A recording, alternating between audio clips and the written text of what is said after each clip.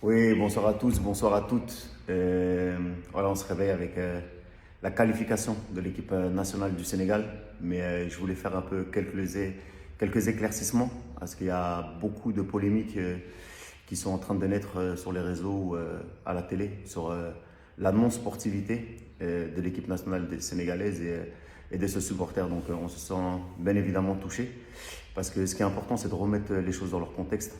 On est là en train de dire que les Sénégalais ont mal accueilli l'Égypte, ils ont été antisportifs avec les lasers. Mais la chose qu'il faut savoir, euh, c'est qu'aujourd'hui, c'est une cause à effet, c'est l'arroseur arrosé. Voilà, il faut d'abord, avant tout, remettre les choses dans leur contexte. Le Sénégal, on est un pays accueillant. On nous connaît pour notre hospitalité, pour notre teranga. Et personne n'a été choqué ou scandalisé lorsque, au match aller, dans une atmosphère électrique, les Égyptiens, pour commencer, ont hué notre hymne national. Et ça, c'est quelque chose de très grave, parce que l'hymne national, on l'a toujours dit, on ne hue pas l'hymne national d'un pays. Ça ne se fait pas. Peu importe l'enjeu qu'il peut y avoir dans une confrontation entre deux pays frères, on n'hue pas l'hymne national du Sénégal. Ils ont insulté nos joueurs. Si vous voulez, on va vous ressortir les vidéos où ils ont insulté Sadio Mané, où ils ont insulté notre entraîneur, où ils ont, pendant tout le match, été antisportifs avec des lasers sur le visage de nos joueurs. Il y a beaucoup d'images qui ont été diffusées. Sur le but hors jeu qui a été marqué par Mohamed Salah, il y a eu beaucoup d'injustices.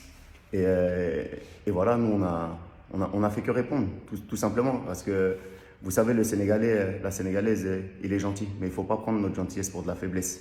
Parce que, vous savez, c'est comme l'histoire de cet enfant à l'école qui va être gentil et qui va tout le temps se faire malmener par celui qui fait un peu le dur, il le tape, il le tape, il le tape. Mais le jour où l'élève gentil se rebelle, il le tabasse. Et après, on se dit, ah, j'aurais pas dû provoquer. Et c'est exactement ce qui s'est passé avec le Sénégal, parce qu'on a eu ce sentiment d'injustice. Et la jeunesse sénégalaise, le peuple sénégalais s'est levé parce qu'il a été, on dirait, meurtri dans sa chair. Et donc voilà, il y a quelque chose qu'on n'a pas accepté. Et pour vous dire que ce n'est pas dans l'ADN et dans les gènes des supporters sénégalais de se comporter de la sorte. C'est des choses qu'on n'a pas envie de voir sur un terrain de football. Mais voilà, on a été éduqués de telle sorte que lorsqu'on prend une claque, on ne tend pas l'autre joue, hein, on se défend. Et voilà, on s'est défendu avec les mêmes armes qu'eux. Mais voilà, ils l'ont pas accepté. Parce qu'après, au niveau de la sportivité, l'équipe égyptienne a été très bien accueillie à l'aéroport. Il n'y a eu aucun problème. Certains agents même de sécurité ont fait des selfies avec Mohamed Salah, avec Gabaski, donc il n'y a pas eu de problème. Les Égyptiens ont beaucoup parlé, ils ont beaucoup envenimé la situation. Leur capitaine qui disait que nous n'avions pas de Messi, nous n'avions pas de Mbappé, qu'ils allaient passer contre nous. Gabaski qui disait que les champions d'Afrique regarderaient la Coupe du Monde à la maison. Voilà. Aujourd'hui, on a démontré qu'en étant unis et en venant chez nous, on pouvait aussi être galvanisés et se comporter de la même manière qu'ils l'ont fait. Donc voilà, après, il y a quelque chose qui va être important et également de citer. Vous savez, quand Mohamed Salah a gagné son ballon d'or, il l'a gagné ici au Sénégal. Et lorsqu'il a gagné au Sénégal, Sadio Mané avait été classé numéro 2. Moi, j'étais présent lors de la cérémonie. On l'a applaudi, on l'a acclamé, on a dansé avec lui sur l'estrade pour le féliciter, alors que c'était au Sénégal et qu'on souhaitait tous que Sadio Mané soit, soit sacré ballon d'or ce soir-là. Mais on a fait preuve de gentillesse, on a fait preuve de respect, comme on le fera toujours lorsque cela est réciproque. Après, un petit message aux journalistes européens qui se disent scandalisés. Nous, ce qui nous scandalise, hein, c'est que vous, lorsque vous deviez primer nos stars africaines, lorsque vous ne mettez pas Edou Mendy dans le 30 du classement du Ballon d'Or à France Football, lorsque vous oubliez des personnes comme Sadio Mané, comme Riyad Mahrez, comme Salah, lorsqu'ils doivent gagner le Ballon d'Or, ça nous choque. Au-delà du fait que vous dites avec vos leçons de morale, oui, on doit rejouer le match, c'est pas correct ce qu'ils ont fait. Non, non, non, non, non.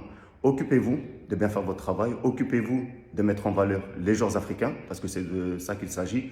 Nos stars africaines jouent dans vos continents et vous les ignorez année après année, année après année, année après année. Donc, ce qui se passe ici sur le continent, ça nous regarde nous.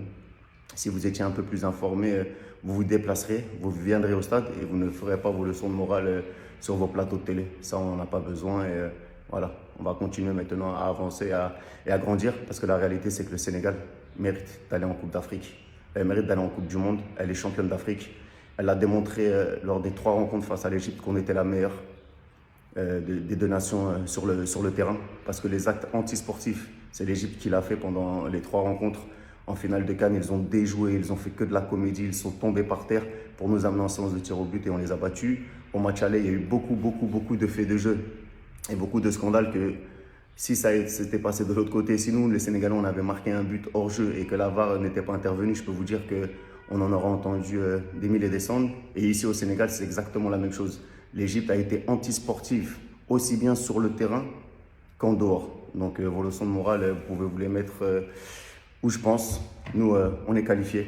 On va continuer à grandir. On n'a aucun problème avec l'Égypte. Bien au contraire, c'est une nation frère et on les accueillera d'une manière différente s'ils se comportent bien. Et sinon, voilà, on continuera avec notre esprit de la Teranga. Voilà. En tout cas, félicitations à tous, à toutes, les Sénégalais, les Sénégalaises.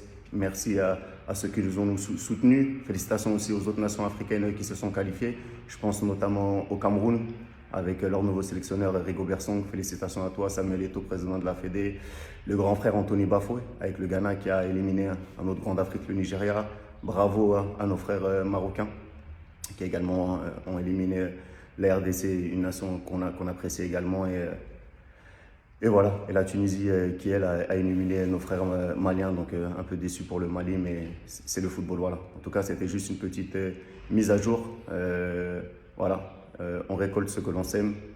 Paix à tout le monde, force, on est pour que le football africain grandisse. Et ce qui s'est passé au Sénégal, voilà, c'est juste une cause à effet. Et voilà, on est qualifié, on va en Coupe du Monde, on se retrouve au Qatar. Sénégal, REC!